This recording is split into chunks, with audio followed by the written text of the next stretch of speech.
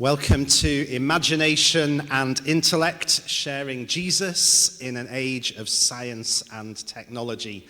David's going to leave us in two sessions, one this morning, one this afternoon, with lunch in the middle, and I'll pop up before we go to eat to explain how that's going to work, but lunch is provided for you. So relax and enjoy, and we'll fully engage ourselves in the day. Shall we give a huge West England District welcome to Rev Professor David Wilkinson. Our friend David's here.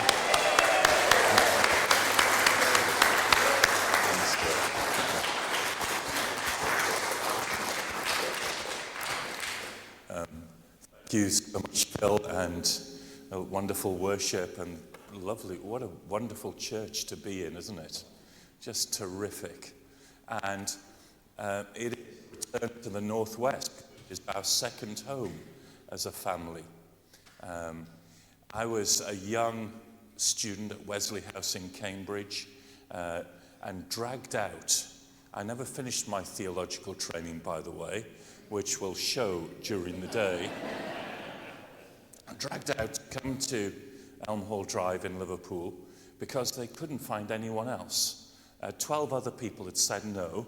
I was the 13th and last possible person that was available.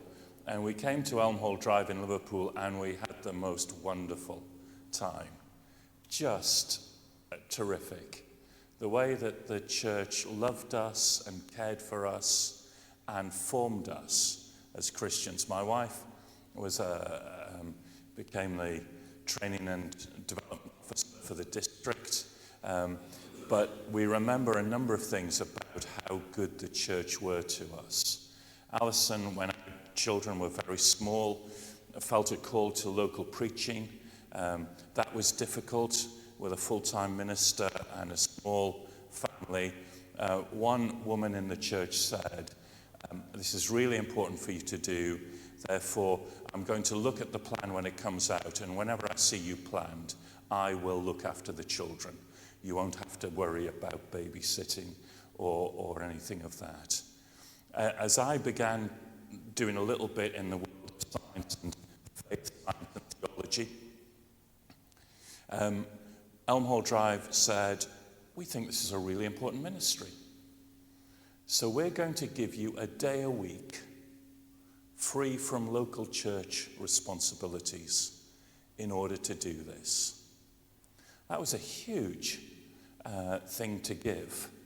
And so some of the stuff that I'm going to do today is because of Elm Hall Drive in Liverpool as part of this district. I'm grateful immensely to it. I grew up in Liverpool until they were age of 5. We then moved to the northeast. For a year they had a strange combination of Scouts and Geordie in them. But we owe so much, so it's always a joy to be here in the northwest. I'm going to talk about science and faith for a little bit. And then hopefully after lunch we're going to have time for questions, comments, disagreement, discussion. So as we go through, start writing down the most difficult questions you've ever been asked or have come across, and we'll see where we go. Does that sound all right with everyone? Now, I'm a physicist. I'm an astrophysicist. And looking at one or two people, some may be distinguished astrophysicists, some may not be, but you represent other areas of science. I've talked to a couple of you already this morning. I'm going to talk about some of the things in science that inspire me. And those will come from astrophysics. Now, that's not to say that these are the only things in science that inspire people. I don't want to give that impression. But if I talk to you about biology, I would know nothing anyway. So I'm going to talk about physics. Questions of the universe stimulate lots of theological thoughts. Let me share one or two things that were about the role of science in my own life. The first is that science for me stimulates the imagination. Science stimulates the imagination. Any of you seen the pictures from the James Webb Space Telescope? This was German Nature on the day that NASA gave the first 4 images from the James Webb Telescope. You notice the headline there, astronomers are in awe. Now, those of you who are scientists in the room, let's be clear about this. Most of science is tedious, boring, frustrating, and doesn't work. Okay? It's not awe-inspiring most of the time.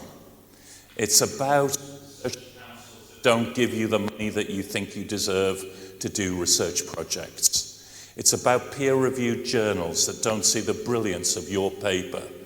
It's about going to do some observations through a telescope and finding that it's cloudy. It's about PhD students not doing what you tell them to do. I mean, that's the reality of most of science, but there are moments. John Hapgood, former Archbishop of York and himself a research chemist, said, "Core, look at that moments where you go, gosh." This is the first picture from the Webb telescope. And this is a deep field of galaxies. Don't worry about the stars in the foreground, the things with the pointy bits of light. They're interesting, but not as interesting. You see some of those orange blobs of light there. They're galaxies.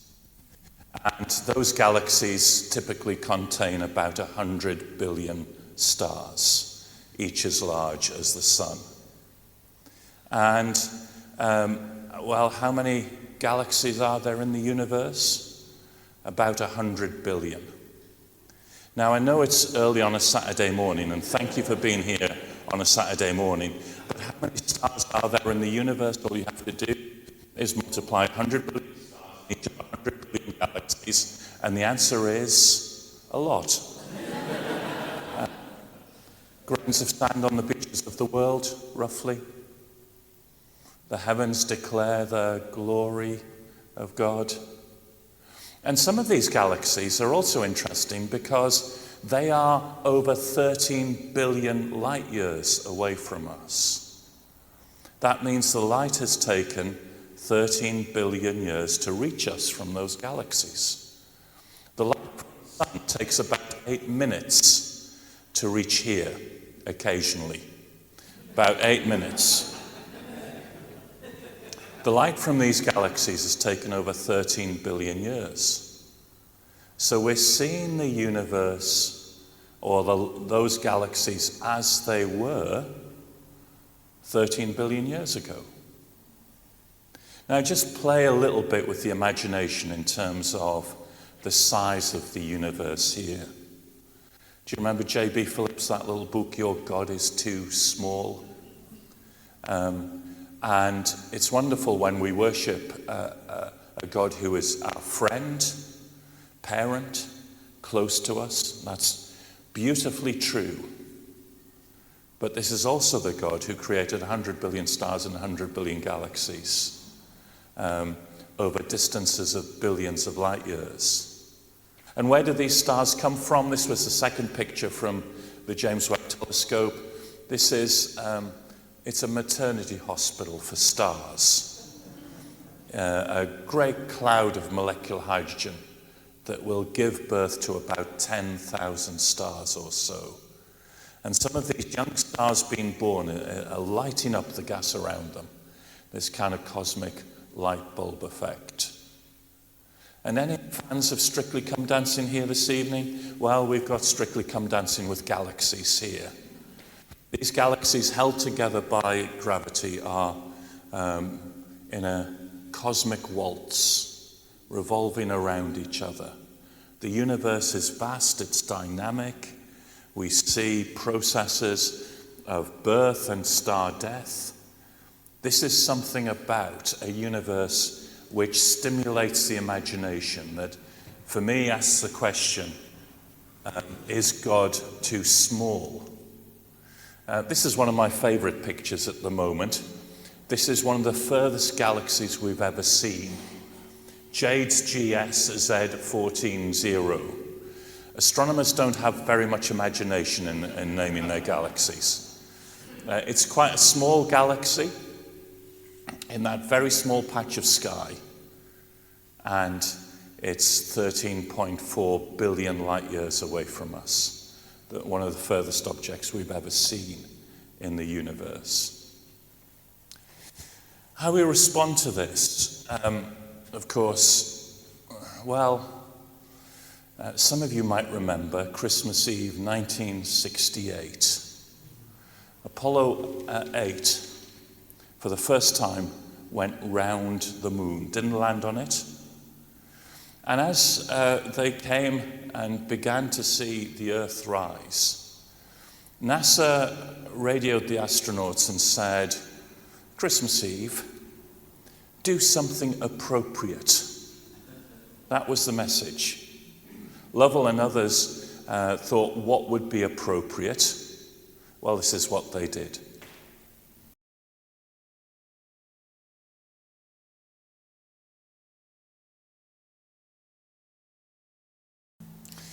I mean, you may have seen this before. I mean, every time I see it, I find it very moving indeed.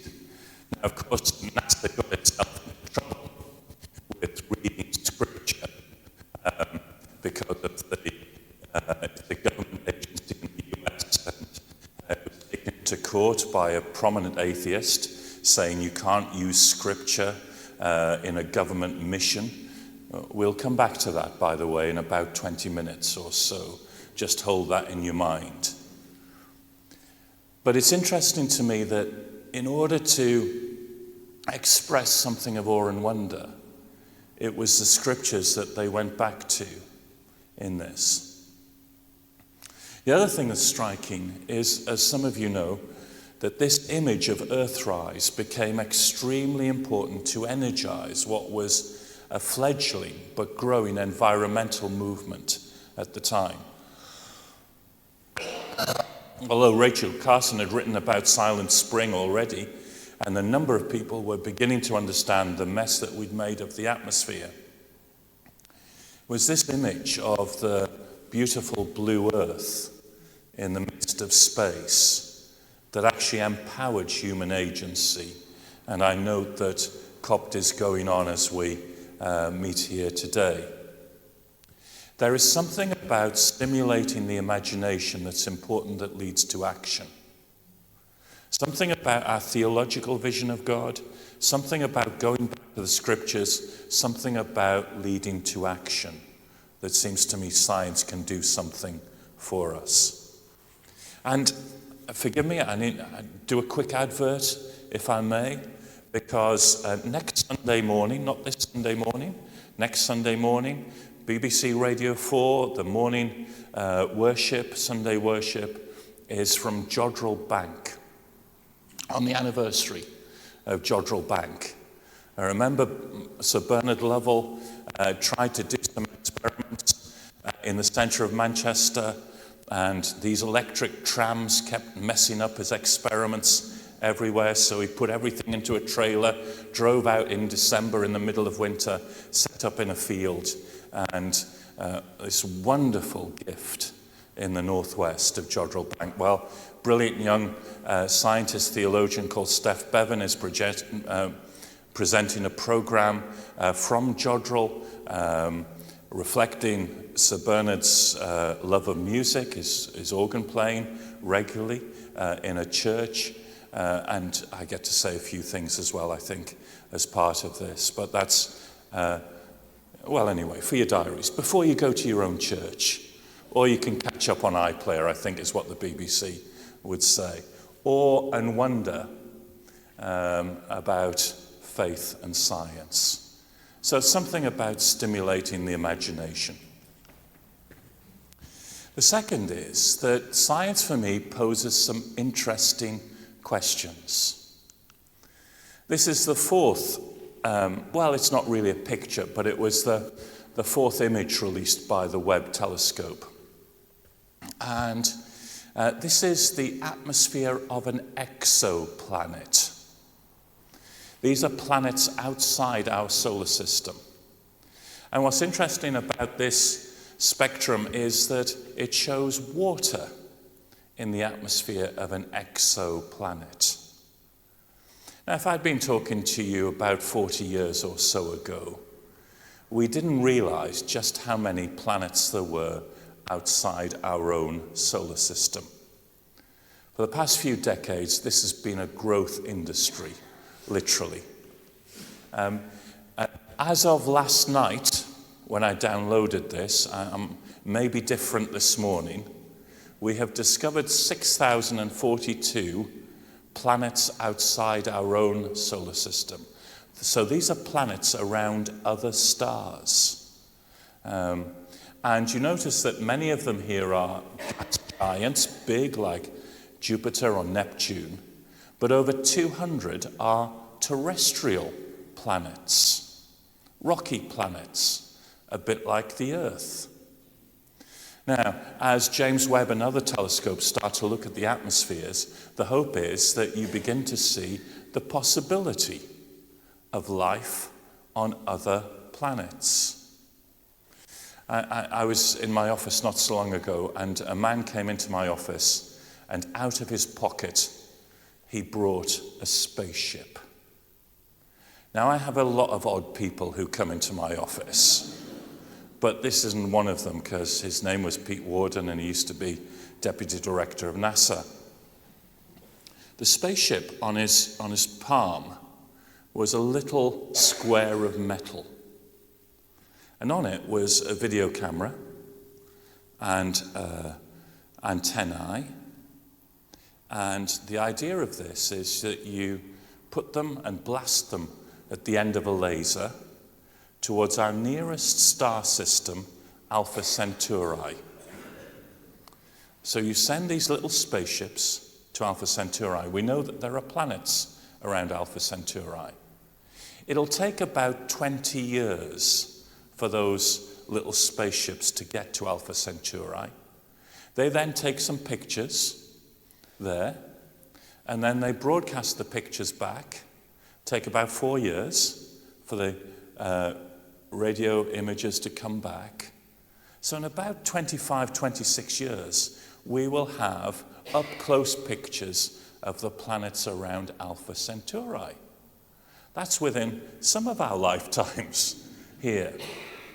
And he was in my office, not because he wanted any science from me. This is way beyond my ability.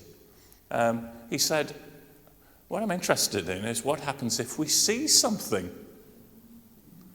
What happens if we see life? Because I think one of the big questions that exoplanets raise is, what's the significance of human life if we are not alone in the universe?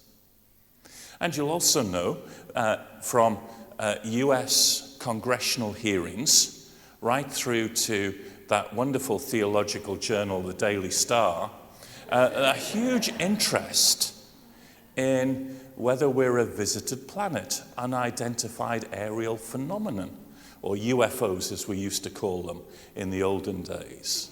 Are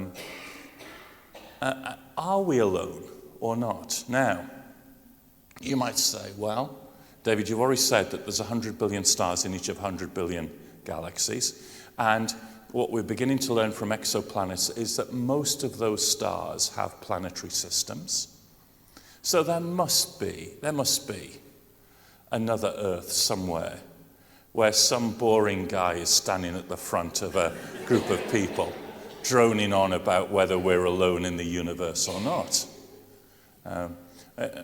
Don't go too far with that kind of argument. It's interesting, but it's not the end of the story, because we also know that things have to be just right in a Goldilocks sense for intelligent life to develop. It's a long way to get from an amoeba to an accountant.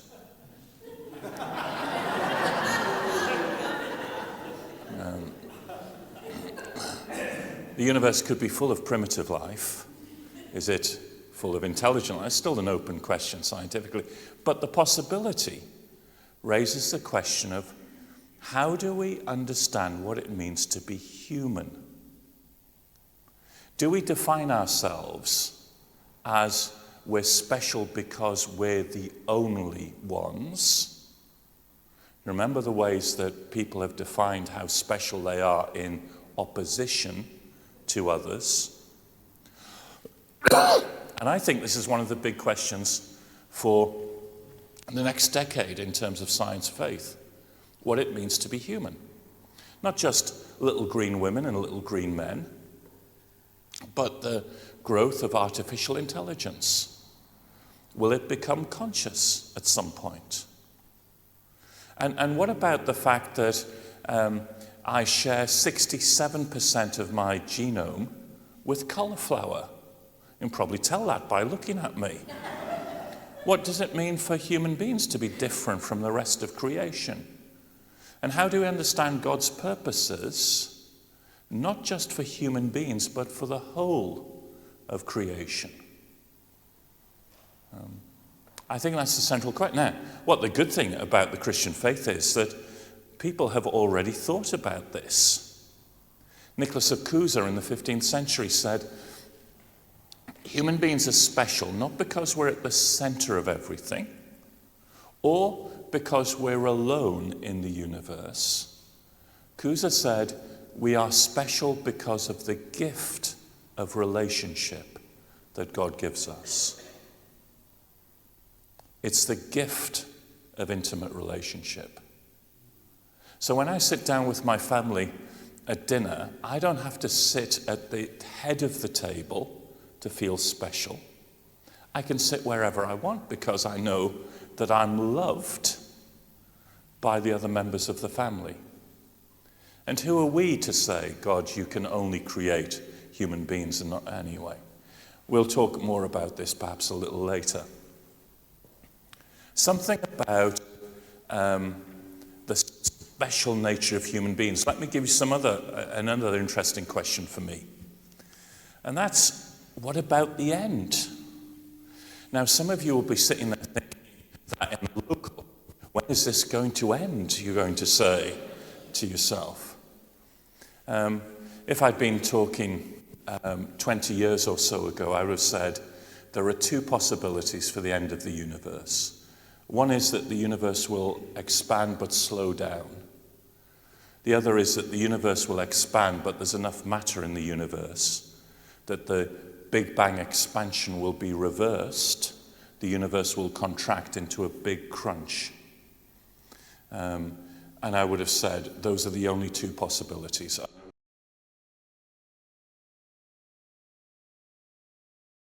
Very clever folk, Adam Rice and Brian Schmidt and Saul Perlmutter, who won the Nobel Prize for this, discovered that the universe isn't slowing down at all, it's speeding up. The accelerating universe because of something called dark energy, and we've no idea what dark energy is. If the universe is always accelerating, you say to yourself, well, we're going to be here a long time, aren't we? Well, the trouble with an accelerating universe is that we cool down very quickly. So much so that we get to a point where human life can't exist. So I think Paul Davis is correct when he says this: almost empty universe growing steadily more cold and dark for all eternity is profoundly depressing. Now, what does the Christian say to this? Well, isn't it interesting that the Christian story is from creation to new creation? And in fact, John Wesley emphasized the importance of new creation, not just for the human individual, but for the whole of creation. So in his sermon on the general deliverance, he talks about what is the future for cats and dogs, the non-human creation. And within the book of Revelation, you get this image of a new heaven and a new earth. So how do we understand the future as science presents it, and how can we bring that into dialogue with faith? These are really interesting questions, and come back to them. The third that science does for me is it breaks the tyranny of common sense. Common sense is a very important thing. At least for my children it is. Or they should anyway. But in terms of how do we understand the world, science helps us to break the tyranny of common sense in understanding reality and indeed, I would suggest, in understanding God. So we've got an hour or so into this and we've still not mentioned quantum theory. So now is the time. If you want to leave now, please feel free to do so. Quantum theory, discovered in the early part of the 20th century, is extremely successful as a way of manipulating the world. And indeed, much of our modern technology is dependent on our understanding of quantum theory, which deals with things at the very smallest of scales, protons, electrons, and other things. But it paints a very different view of the world to the one that we experience in the everyday. Do you remember Isaac Newton? Struggling at Cambridge as an undergraduate. A pandemic hit. It was called the plague. He was sent home. Apparently, so the story goes, he was hit on the head with an apple. And the result of that was things like differential equations, which generations of A-level students have never forgiven him for, but also his laws of motion. And with his theory of gravitation and his laws of motion, he was able to describe the motion of the planets around the sun extremely well.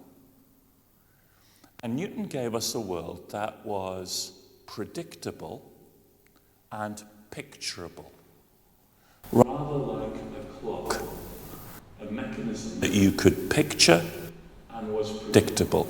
You can tell what the world was like in the past and what the world was going to be in the future. And so if I have this little mouse and I throw it right to the back there, then you'll be able to catch it easily, because you're able to track how it's moving and where it is. That's how you can put your hand up and catch something like this or a tennis ball. But if this is an electron, you've got no chance, because you can either know where it is or how it's moving, but you can't know both. Let me just say that again. You can either know where it is or how it's moving, but you can't know both. That can't be right, you say. Common sense tells me that isn't right. That's the whole point. It breaks the tyranny of common sense. To put it another way, don't worry, I think it's the only equation that I'm going to show you today. So if you don't like equations, don't worry. It's just Heisenberg's uncertainty principle. And it says the uncertainty in position multiplied by the uncertainty in momentum has to be always greater than a particular constant, a number. So if you reduce the uncertainty in position, so you know where it is, the uncertainty in momentum has to get bigger. And if you reduce the uncertainty in momentum, then the uncertainty in position has to get bigger. You can imagine this in a slightly different way. The tennis ball, you can say where it is and how it's moving, and you can see it. With an electron, all you can do is say that it has a probability distribution of being in certain places. You can't know definitely where it is. Now, this is a very different world to the picturable and picturable world of Isaac Newton. And quantum theory itself is somewhat bizarre, because these very clever people, they got the Nobel Prize just a little while ago, because they did experiments in what's called quantum entanglement, or togetherness is separation, or Albert Einstein, spooky action at a distance. And what they discovered about the quantum world, electrons and protons and things like that, is that they seem to be connected to each other, however far you separate them from each other. Again, this is very different. You know, if you go down to Morrison's at the end of this street, nice day here in the church, well, we might have mobile phones, but our connection is not as intimate as if you were an electron and I was a proton and we were down a very long distance away. John Polkinghorne, who worked in this area of particle physics and with quantum fields, talked about how quantum theory says that the world is more subtle and subtle than we ever imagined it to be. The world is more subtle and subtle than what we imagine it to be. So, if you were a posh person, after Isaac Newton, in your drawing room, you would have one of these. It's called an orrery. It's a little wind-up toy with the sun and the planets, and you would wind it up and they'd move around according to Newton's laws, picturable and predictable. And of course, the problem with this was, what's God's role here? Does God poke his fingers into the mechanism? Well, if God's the divine clockmaker, any clock that he would make would be perfect, people said.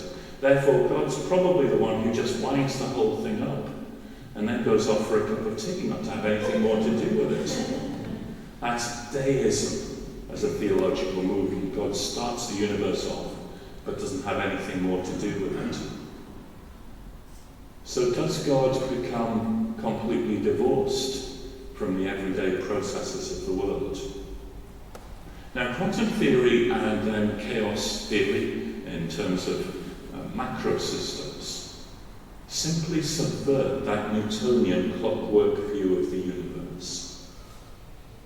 For me, in a sense, that's a big step in itself. It says that some of our models of God have been constrained by this Newtonian worldview. Actually, God's relationship with the world might be more supple and more subtle than we've thought in the past. Other theologians have said maybe it's in the unpredictability of quantum theory that God has the freedom to work. But it breaks the tyranny of common sense. Fourth, are you still with me, by the way? Thank you, it's good. I can only see a few of you have fallen asleep, that's all right. Fourth thing is this.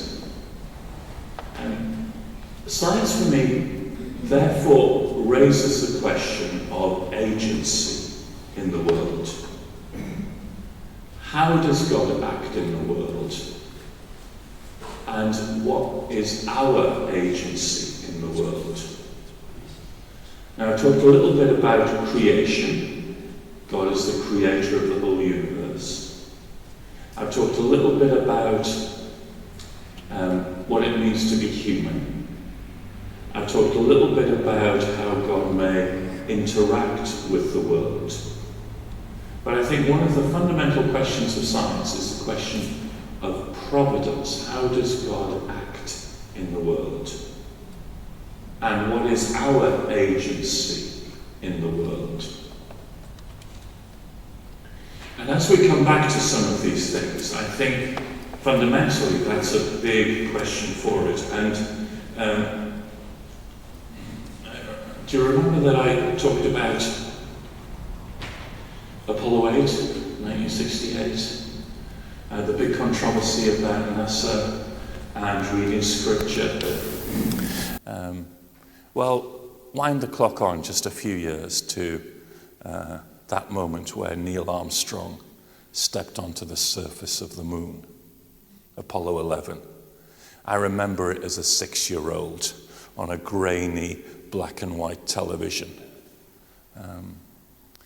What is an untold story sometimes of the moon landing is that when Aldrin and Armstrong landed on the moon, before they stepped onto the surface, Buzz Aldrin took from a pocket a little piece of bread and a little cup of wine given to him by his home church, Webster Presbyterian Church in Florida.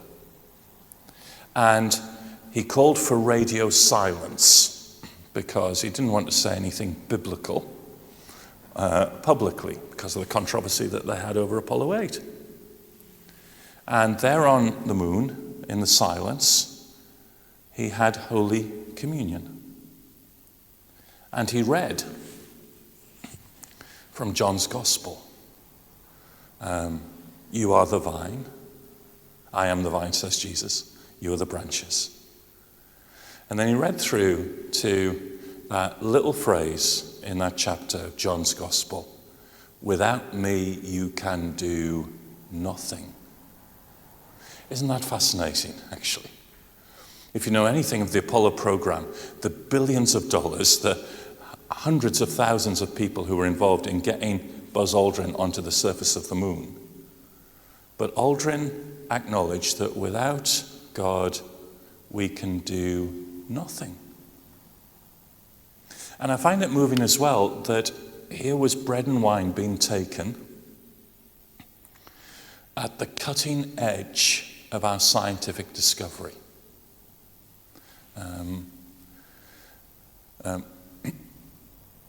Aldrin would call the surface of the moon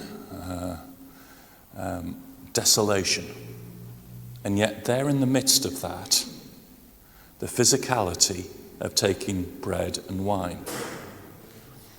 And this stained glass window, and I was saying to your minister here, I'm so glad that this church doesn't have stained glass windows. But this is the only stained glass window that I like. This is the space window in Washington National Cathedral in DC. And right at the heart, you see that little small circle, that little white bubble. That's a vacuum, and in the vacuum is a bit of the moon, brought back by Aldrin, Collins, and Armstrong from Apollo 11, and put at the heart of this space window in the midst of a place of worship. And you can understand this in lots of different ways, from awe and wonder and all the rest of it. But it's a reminder of me of God being interested in the physical. God being interested in mobile phones and their ringing. God being interested in science and technology. God being interested in the very stuff of the moon. One of the problems, I think, for me, of our Western Christian tradition is the way that we have imbibed into it Greek dualism. The dualism which says the spirit is good, the body is rubbish, or indeed the body is evil. The Judeo-Christian tradition is not like that. This is a God who is interested in the land. This is a God who's interested in the body. This is the God who will raise Jesus bodily from the dead. And we might come back to this, but if we had longer, I mean, some of you know Tom Wright's book, The Resurrection of the Son of God. Do buy it. It is a most comprehensive historical examination of the bodily resurrection of Christ. It's so large as well that once you've finished reading it, you can build an extension to your house on it.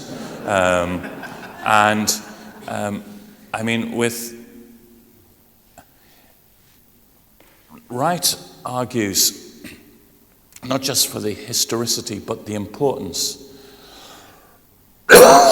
of bodily resurrection. In part because the bodily resurrection of Jesus shows that God's interested in stuff. For me, that's important as a physicist, that God's interested in stuff, the very fabric of the universe, our very bodies. And so as Oliver O'Donovan in a book, Resurrection and Moral Order, a number of years ago pointed out, the bodily resurrection of Jesus is an affirmation that creation is important. It's also evidence that God can work within this world in unusual ways, and that the future is not some kind of dematerial, greyish, soulish, ghost-like existence. But actually, there is both continuity and discontinuity with this creation in new creation.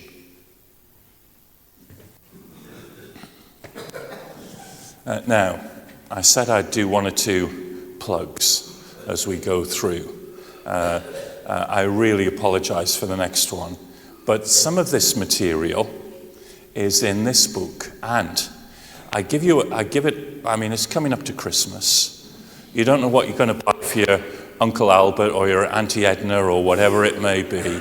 You'll find this in Bartno. Today, £17 on Amazon. For you today, £10. Thank you for the wow. And if you haven't brought any money, that's all right. Don't worry about it. Just leave your email address. We'll send you bank details. We trust you because you're good Methodists, so you have to be trusted in that sense. But these were the Didsbury lectures, which I did at the Nazarene College a few years ago, to try and begin to work out some of these issues in a little more detail. The other thing that I want to then move on from and tell you a little bit about is, if I've described some of these things, how does this begin to work out in mission and ministry? Okay?